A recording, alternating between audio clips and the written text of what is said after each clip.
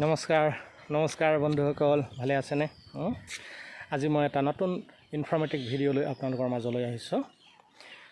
আপুনি যদি চৰকাৰী হিতাধিকাৰী হয় বা চৰকাৰী যিকোনো আঁচনিৰ যদি আপুনি ধন পায়, তেন্তে এতিয়াৰ পৰা আপোনাৰ বেংক একাউণ্টটো আধাৰ লিংক হৈ থকা হ'ব লাগিব। অৰ্থাৎ আপোনাৰ আধাৰখন বেংকৰ লগত সংযুক্ত আপুনি কৰি ল'ব লাগিব।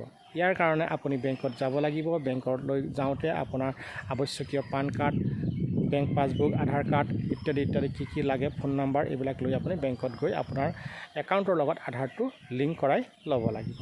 বেংকৰ কৰ্তৃপক্ষৰ লগত কথা বতৰা পাতি আপোনাৰ আধাৰটো কিদৰে আপোনাৰ একাউণ্টৰ লগত লিংক কৰিব পাৰি সেই বিষয়ে সবিশেষ জানি ল'ব লাগিব।